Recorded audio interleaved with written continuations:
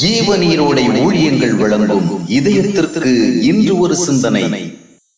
தேவ சமூகத்தில் வியாபாரத்தில் ஈடுபட்டிருந்த ஒருவர் வியாபார துறையில் உள்ள சிலருடைய சதிகளால் பாதிக்கப்பட்டு பெரிய நஷ்டத்தை சந்தித்ததோடு வியாபாரத்தை இழந்தார். விசுவாசியான அவர் அதை குறித்து ஒரு தேவ ஊழியரிடம் பகிர்ந்து கொள்ளும் போது, ஐயா, அவர்கள் திட்டமிட்டு என் வியாபாரத்தை கெடுத்து என்னை இன்று தெருவில் இருக்க வைத்து விட்டார்கள் என்று கூறி பரிதவித்தார். அவருக்கு ஆறுதலான வார்த்தைகள் பேசிய தேவ ஊழியர், சகோதரனே, அவர்கள் உங்கள் வியாபாரத்தை அழித்திருக்கலாம், ஆனால் அவர்கள் உங்களை தெருவில் நிற்க வைத்து விட்டார்கள் என்பதை என்னால் ஏற்றுக்கொள்ள முடியவில்லை என்றார். ஆம், தேவனுடைய பிள்ளைகளை ஒருவரும் தெருவில் நிறுத்த முடியாது. உலகம் அவர்களை எதிர்க்கலாம், உண்மையற்ற முறையில் செயல்பட்டு உதைக்கலாம். ஆனால் அவ்விதம் உதைக்கப்படுகிறவர்கள் போய் விழு இடம் தெரு அல்ல, தேவ பிரசன்னம். அவர்கள் தெருவில் நிற்பது போல பிறருக்கு தோன்றலாம், ஆனால் அவர்கள் உண்மையில் நிற்பது தேவனுடைய சமூகத்திலேயே. யோசேப்பை அவனுடைய சகோதரர்கள் குரோதத்தோடு உதைத்து தள்ளினார்கள், ஆனால் அவன் போய் விழுந்தது தெருவில் அல்ல, தேவ ஐக்கியத்தில். அதுவரை கர்த்தர் அவனோடு இருந்தார் என்ற செய்தி இல்லை.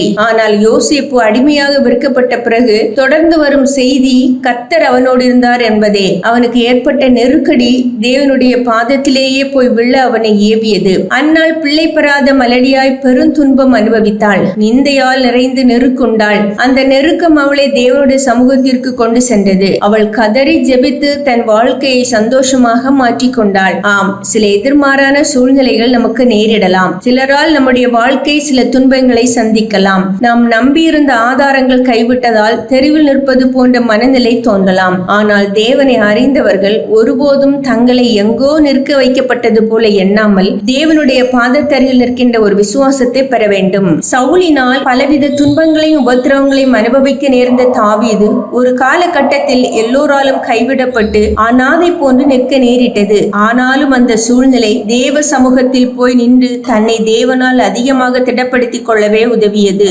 அதன் விளைவாக ஒரு நாள் அவன் சிங்காசனத்தில் அமர்ந்தான். ஆம், எந்த நிலையிலும் நம்மை எங்கோ நிற்கிறவர்களாக எண்ணாமல் தேவ பிரசனத்தில் நிற்கிறவர்களாக கண்டுகொள்ள விழிப்பாயிருக்க வேண்டும்.